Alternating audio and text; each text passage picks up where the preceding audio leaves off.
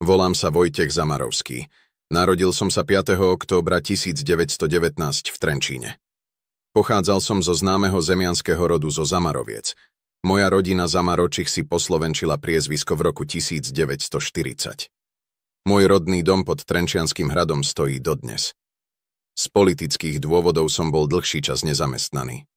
Po roku 1953 sa mi podarilo získať prácu v štátnom nakladateľstve krásnej literatúry a umenia v Prahe.